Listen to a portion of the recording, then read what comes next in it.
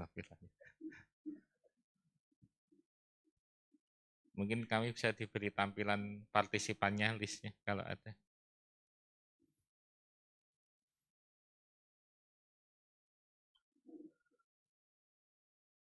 Bapak Ibu bisa mengangkat tangan sih kalau di ini untuk yang mau menyampaikan secara online. Bapak moderator mohon izin untuk bertanya. Ya, monggo. Ini dari mana? Bisa langsung saja Bapak Ibu. Perkenalkan, saya Ratna Budiarti dari Yayasan Bintari. Panitia bisa Ada yang dipinkan nggak yang ngomong? Ada kabarnya. Oke, G, monggo silahkan. Perkenalkan, nama saya Ratna dari Yayasan Bintari. Ada yang ingin saya tanyakan kepada Mas Irfan karena ini momen yang sangat bagus. Ada perwakilan dari Bappenas sekaligus ada perwakilan dari kota dan kabupaten. Sebelumnya saya sampaikan bahwa salah satu kegiatan dari kami adalah saat ini mendampingi kota kabupaten dalam pelaksanaan IGRK RAD maupun PEP. Nah, pertanyaannya Pak Irfan, sebenarnya apa yang menjadi target atau harapan dari Bappenas terhadap kota kabupaten? Apakah kota kabupaten ini diharapkan untuk menyediakan informasi, kemudian input, ataukah hingga menyusun dokumen PPRKD atau RADGRK? Karena kalau tadi dilihat dari paparan yang Bapak sampaikan dan juga dari pembukaan itu kan ada bagaimana mengintegrasikan ke dalam RPJMD ya. Padahal sebagian besar kota kabupaten di Jawa Tengah ini kan RPJMD juga sudah proses ya Pak. Akhirnya yang terjadi adalah analisis-analisis yang berkaitan dengan penurunan emisi atau berkaitan dengan isu rumah kaca itu menjadi perkiraan.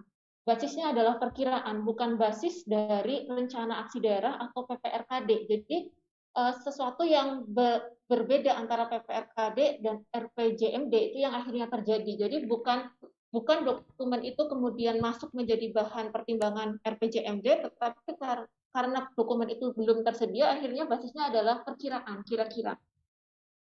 Kemudian yang kedua, Bapak, yang biasanya kami hadapi di kota kabupaten adalah biasanya kebutuhan tentang berapa target penurunan itu selalu ada setiap tahun. Jadi kota kabupaten selalu ditanya berapa target penurunannya, kemudian sudah tercapai atau belum. Padahal dokumen atau perencanaan itu sendiri belum ada, Pak. Jadi apakah PEP atau aksara ini bisa dibuat disusun tanpa kota kabupaten itu menyusun rencana terlebih dahulu?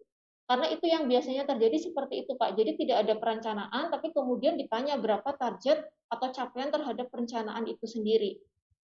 Kemudian yang ketiga, Pak Irfan, ketika kota kabupaten kemudian memutuskan untuk menyusun sebuah dokumen perencanaan atau PPRKD atau yang dulunya RADGRK, sejauh manakah kota kabupaten ini menyusun dokumen tersebut? Apakah sesuai dengan yang tadi diarahkan oleh Bapak? Kemudian apakah harus mengikuti pedoman yang istilahnya menjadi level standarnya provinsi ya? Atau ada standar minimal yang bisa digunakan oleh kota kabupaten dalam menyusun RADGRK atau PPRKD? Kemudian pertanyaan terakhir nih Pak Irfan. Tadi kan Pak Irfan sudah menunjukkan tentang strategi perencanaan untuk setiap sektor ya. Tetapi sepertinya masih ada gap nih Pak antara perencanaan setiap sektor tersebut dengan aksaranya itu sendiri. Jadi ada poin-poin yang Bapak sampaikan di strategi, tetapi sebenarnya di rencana di aksaranya itu tidak diakomodir perhitungan atau toolsnya. Sebagai contoh tadi misalnya di sektor limbah, Bapak sudah menyampaikan strategi kayak misalnya untuk RDF misalnya. Tetapi di sisi lain, dari sisi aksaranya itu sendiri belum mensupport untuk kegiatan-kegiatan yang sudah dimasukkan dalam strategi tadi. Akhirnya, karena secara aksara ini belum tersupport, kan otomatis tidak ada proses perhitungan atau pelaporan online yang bisa dimasukkan ke situ ya Pak ya. Jadi mungkin butuh updating dari sisi aksara untuk menyesuaikan sesuai strategi yang Bapak tadi sampaikan. Mungkin itu Pak, beberapa pertanyaan dari kami. Terima kasih Pak. Ya, oke, terima kasih. Tadi dari Mbak Ratna pertanyaannya, saya kira cukup banyak sekali. Apakah masih ada lagi yang dari online? Kalau tidak ada lagi, saya kira ini nanti Pak Irfan bisa menanggapi tadi apa yang disampaikan dari forum ini, dari Mas Ismet tadi, dan juga dari Mbak Ratna. Monggo Pak Irfan.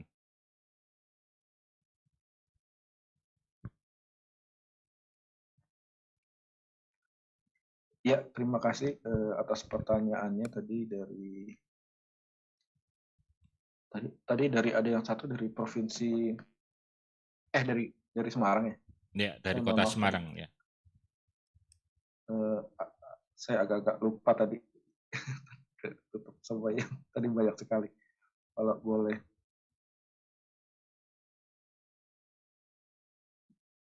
Yang pertama yang kalau dari Kota Semarang tadi pertanyaannya lebih ke apakah di dalam selama Oh ya, pelatihan tidak ini final ya, tidak final. ya, apakah final, Oke. apakah bagaimana Oke. nanti? Diharapkannya sih dengan pertemuan ini kalau bisa difinalkan lebih baik. Tapi kalau memang masih berproses, ada yang masih kurang-kurang, tentu nanti kita masih bisa berkomunikasi dengan teman-teman di sekretariat untuk memfinalisasi laporan aksaranya. Karena mungkin ada satu dua hal yang biasanya masih isu terkait data dan lain-lain yang mungkin belum final. Tapi diharapkan kalau bisa difinalkan lebih baik. Kemudian itu ya tadi satu itu aja Pak ya. Kemudian tadi dari Yayasan Bintari, Ibu Ratna, terima kasih pertanyaannya. Tadi agak banyak itu poinnya. Saya coba merangkum saja ya. Ya. Merangkum saja. Jadi konsepnya itu sebenarnya kebijakan perencanaan ini harusnya lebih terintegrasi, dikoordinasikan di provinsi. Karena memang implementasi nanti tentu akan banyak juga di kabupaten kota aksi-aksinya, tapi analisisnya secara keseluruhan di level provinsi. Maka dulu di RAD pun dilakukannya RAD GRK-nya ada di provinsi. Tentunya bukan berarti tidak ada bagian dari kabupaten kota, karena bagian kabupaten kota adalah bagian dari provinsi.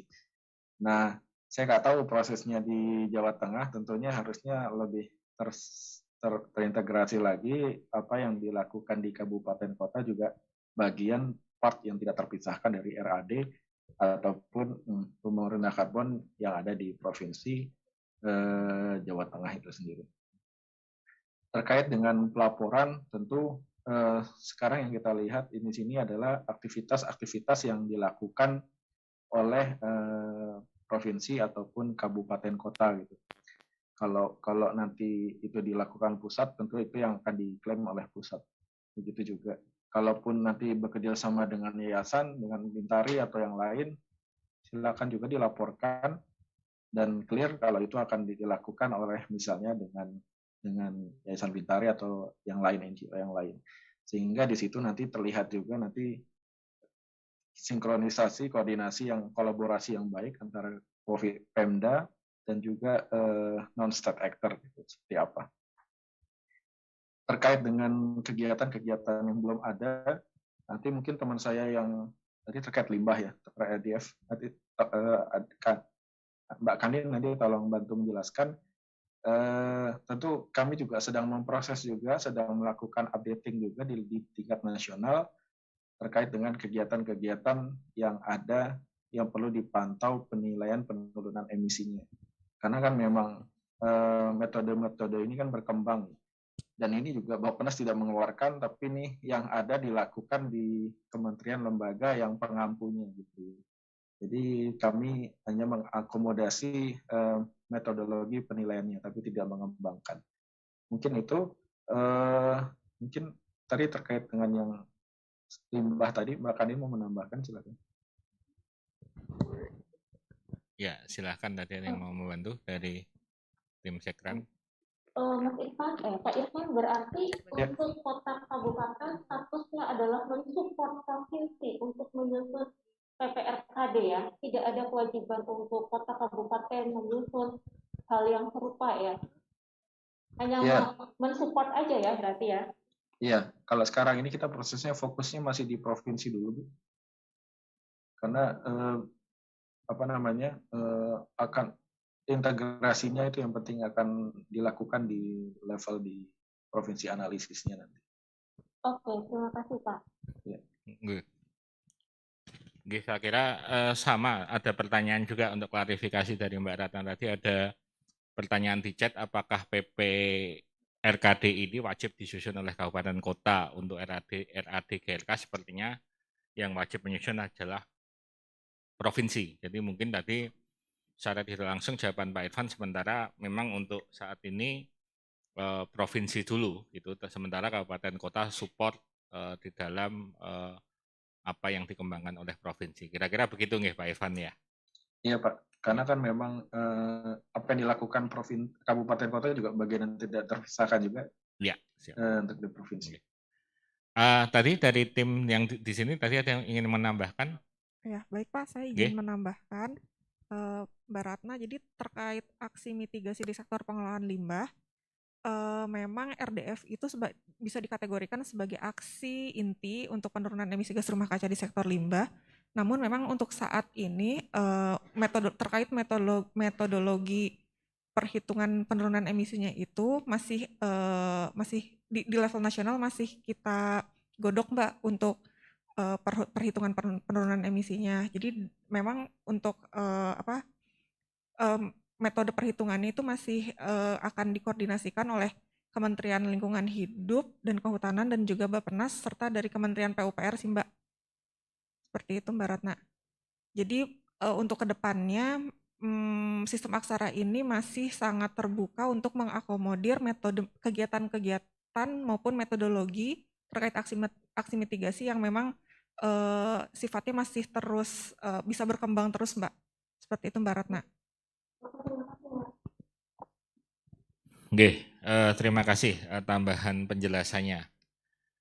Saya kira ada satu hal, ini sudah jam 3 dan saya kira di waktu selanjutnya akan ada penjelasan yang lebih teknis lagi mengenai bagaimana nanti training kita ke depan ini menjalankan aksara dan lain sebagainya yang nanti mungkin akan lebih banyak dipandu oleh teman-teman dari Sekran. Tapi mungkin tadi ada beberapa pertanyaan yang arahnya dalam tingkat provinsi. Mungkin dari tingkat provinsi Pak Agung atau Mas Nathan ingin menambahkan terlebih dahulu sebelum nanti kita tutup. Nggih, monggo Pak Agung. Ya, terima kasih Pak Irfan. Banyak hal tadi sudah kami peroleh. Terima kasih, akan coba kami tindak lanjuti. Tapi beberapa hal memang menjadi dinamika saat ini Pak Irfan. Memang mungkin kalau kita cari apa yang telah dilakukan agak gampang. Tapi begitu kita masuk, kemudian apa yang akan kita lakukan menjadi susah. Bukan menjadi susah, tapi menjadi agak butuh sesuatu yang butuh upaya sangat keras. Kenapa? Karena kewenangannya menjadi lain.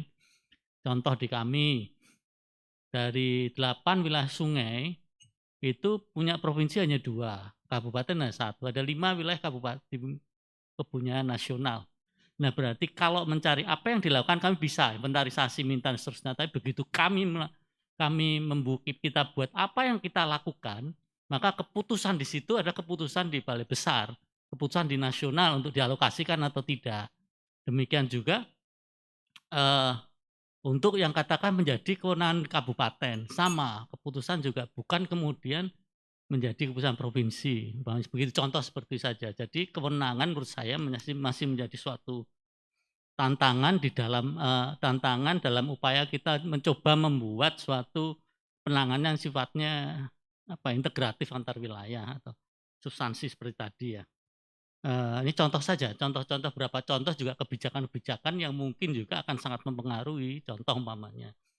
Begitu salah satu wilayah kita tetapkan sebagai PSN, ini umpamanya pusat strategi nasional, itu tata ruang sudah tidak sesuai tata ruang sudah tidak apa-apa, cukup banyak rekomendasi dari Kementerian ATR, contoh seperti itu. Nah itu kan sangat mempengaruhi ya. Kemudian investasi-investasi juga kadang wilayah, katakan di provinsi, kabupaten, kota, begitu masuk ke suatu yang namanya PSN, itu untuk pertumbuhan ekonomi dan seterusnya, kan sudah nggak bisa lagi kita menolak, karena kepentingan lebih tinggi di atas seperti itu. Jadi memang contoh-contoh seperti itu yang mungkin di pusat pun perlu perlu antara mungkin Bappenas, Bangda mungkin perlu mungkin saran saja perlu deket-deket lagi gitu ya, karena di kami kan RPJMD provinsi kami hanya ngatur anggaran terkait dengan kewenangan provinsi. Kabupaten kota sama, kabupaten kota dengan anggaran mereka kabupaten kota sendiri. Kemudian belum kita nyoba nanti perlu tracking juga kembali yang lebih detail dengan program kegiatan subkegiatan yang sudah diatur sama untuk seluruh Indonesia ya. Jadi mungkin itu Pak constraint kami utamanya kewenangan Pak, apa yang kalau kita merencanakan sesuatu itu masih kebentur pada aspek-aspek kewenangan. Mungkin itu komentar saya. Tapi di luar itu ya kami sangat sependapat Pak, kita harus mencoba, kita harus mulai Pak. Ya mungkin belum optimal mungkin, tapi sudah mulai menuju suatu yang baik, integrasi sama tadi menurut saya sih hal yang sangat positif ke depan untuk kita coba lakukan Pak. Mungkin itu Pak Ferry komentar dari tanggapan atau masukan dari kami.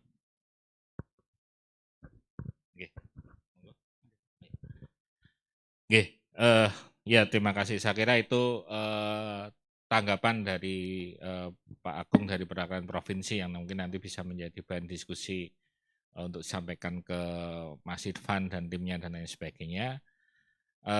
Yang kemudian saya kira mungkin juga bicara kewenangan tidak perlu ditanggapi lah. Saya kira itu nanti bagian dari diskusi. Soalnya tadi juga ada bisik-bisik ini kehutanan MRV itu bukan kabupaten kota wewenangnya gitu. Ada wewenang-wewenang yang ada di situ. Saya kira pada prinsipnya kan nanti apa yang bisa disupport oleh kabupaten kota dalam konteks kewenangannya, apa yang akan disupport oleh provinsi dalam konteks kewenangannya juga, itu untuk memperkaya lah. Pada akhirnya kan Aksara MRV ini kan akan menjadi bagian dari pemerintah pusat karena sudah menargetkan di dalam baik RPJMN maupun komitmen internasionalnya sampai 29% penurunan GRK sampai tahun 2030. Saya kira itu poin di dalam diskusi yang sesi pertama atau awal mengenai sosialisasi perencanaan dan pemantauan pembangunan rendah karbon ini di Jawa Tengah, dan saya kira sesi pertama atau sesi awal ini akan kita akhiri dan kita berikan. Kalau boleh menambahkan sedikit. Oh boleh, sebelum saya akhiri. Iya. Monggo Pak Irfan. Mohon izin tadi bukan menanggapi sih. Terima kasih Pak. Memang isu pembangunan ini akan sangat kompleks memang Pak, benar. Masalah tadi kewenangan segala macam itu salah satu tantangan juga. Tidak hanya di daerah, di pusat pun demikian Pak. Tapi memang yang kita coba dorong di sini terkait dengan PRK adalah bagaimana bukan sebagai panacea gitu ya, bukan ini bisa menyelesaikan semua masalah, itu enggak juga gitu. Ketika saya diskusi di Papua itu bilangnya kita punya masalah ini itu gitu. Enggak bisa semua juga kita selesaikan, tapi kita coba berusaha untuk memperbaiki dari proses perencanaannya. Itu yang utama yang kami coba dorong, Pak. Bagaimana perbaikan kualitas dari perencanaan yang kita coba kembangkan. Di sini adalah esens dari platform pembangunan rendah karbon itu sendiri menuju pembangunan berkelanjutan. Tadi itu yang sebenarnya saya coba tekankan di presentasi di awal tadi, bagaimana di sisi perencanaan ini melihat secara terintegratif untuk menganalisa sosial, lingkungan, ekonominya ini lebih kuat lagi, dan juga proyeksi-proyeksi yang didukung dengan evidence-based policy sehingga kebijakan kita didukung oleh data-data yang lebih bagus lagi proyeksi dan akurasinya. Seperti itu sih Pak. Mungkin saya tambahkan. Terima kasih. Oke, terima kasih Pak Irfan. Karena Pak Irfan menanggapi, Pak Nathan juga mau menanggapi jadinya. Monggo Pak Nathan. Oke, terima kasih Pak Irfan. Teman-teman Kabupaten Kota se-Jawa Tengah, saya kira kita sepakat dengan Pak Irfan bagaimana kita melaksanakan pembangunan berkelanjutan melalui pengurangan emisi gas rumah kaca, melalui pembangunan rendah karbon. Teman-teman kabupaten kota jangan mikir nggawe dokumen lagi, singkirkan itu dulu. Ya, teman-teman kabupaten kota saya kira sudah melangkah bagaimana kita melakukan aktivitas yang memiliki dampak mengurangi emisi gas rumah kaca. Sudah ada. Teman Kota Semarang sudah tiap tahun secara berkala melakukan inventarisasi pengurangan gas rumah kaca. Teman Cilacap saya kira tahun ini mulai. Teman Solo juga sudah rutin. Nah, harapannya ini menjadi konsep berpikir kita. Bagaimana kita membangun dengan mengendalikan pengurangan emisi gas rumah kaca, tapi tetap kita menumbuhkan PDRB di masing-masing wilayah kabupaten kota kita. Nah, jangan pikir tentang dokumen yang harus dibuat sebagai prasyaratnya. Tapi kita belajar melalui workshop ini, kita bisa merekam aktivitas yang kita lakukan. Teman-teman membuat TPS 3R, membuat TPST, itu kinerja. Teman-teman melakukan penanaman di lingkungannya. Teman-teman kehutanan membuat KBR dengan didukung teman kabupaten kota, itu memberi sumbangsih. Teman-teman buat biogas, itu juga memberi sumbangsih dalam pengurangan emisi gas rumah kaca. PPRKD di provinsi, biarkan kami yang buat. Oke. Tapi kinerja pengurangan emisi gas rumah kaca, kita semua yang punya kinerja. Mohon maaf, kami belum bisa menghitung kinerja teman-teman. Karena belum ada yang lapor nih. Nah, melalui PP Aksara ini, teman-teman kabupaten kota seluruhnya bisa tunjuk jari. Saya kinerja sampah, saya kinerja limbah, saya kinerja semuanya itu dicatat melalui PP Aksara ini sebagai kinerja Bapak Ibu sekalian. Perhitungannya, monggo bisa dipakai sebagai baseline pengurangan emisi GRK di RKPD masing-masing. Saya belum ngejar 2022 loh nih, tapi kami coba dorong demikian. Sehingga itu menjadi kinerja Bapak Ibu sekalian. Jadi pembangunan berkelanjutan di 35 kabupaten kota sudah mempertimbangkan pengurangan emisi gas rumah kaca. Terakumulasi semua kinerja, baik menggunakan APBD kabupaten kota, 35 kota, dengan menggunakan pembiayaan lain dan juga KL yang ada di Jawa Tengah ataupun KL yang ada di wilayah Bapak Ibu sekalian, kejumlah semuanya menjadi kinerja kita bersama. Itulah peran dari tool Aksara ini. Jadi akan sangat bermanfaat kita bisa mengenali apa kinerja kita dalam pengurangan emisi gas rumah kaca melalui PP Aksara ini. Semoga teman-teman yang melalui daring pun juga belum ngantuk, masih semangat, apalagi ini akan dihitung sebagai salah satu faktor dalam penghargaan PPD. Nah, ini pun juga sudah ada dalam nomenklatur program kegiatan, subkegiatan pada Permendagri 90 dan pemutakhirannya 3708. Jadi harapannya sudah ada wadahnya ini. Tinggal kita mengkoordinasikan semua pihak di masing-masing kapkota untuk menampilkan kinerja kita bersama. Mungkin globalnya demikian. Kalau teman-teman masih ada semangat, mungkin perlu dihantarkan sedikit sebelum kita besok workshop yang tenanannya. Oke, waktu kami kembalikan. Oke, terima kasih banyak Mas Nathan. Jadi Mas Nathan ini malah memberikan kesimpulan. Jadi tugasnya sudah selesai karena kesimpulannya tadi apa yang sudah disampaikan Mas Nathan bahwa hal-hal ini semua tadi seperti dokumen dan lain sebagainya itu nanti menjadi tanggung jawab provinsi, tetapi bagaimana komitmen Bapak Ibu Kabupaten Kota 35 yang ada di Jawa Tengah ini untuk bisa mensupport ini. Dan saya kira sekarang saya benar-benar akhiri diskusi yang sesi awal ini, dan selanjutnya saya kira akan kami serahkan kepada teman-teman sekran ya untuk melanjutkan hal-hal yang sifatnya lebih teknis mengenai data, bagaimana nanti 2 hari ini dan lain sebagainya. Saya akhiri dan saya mohon maaf kalau dalam mengantarkan diskusi ini ada hal-hal yang kurang tidak sesuai dengan apa yang Bapak Ibu harapkan. Demikian dari saya, terima kasih.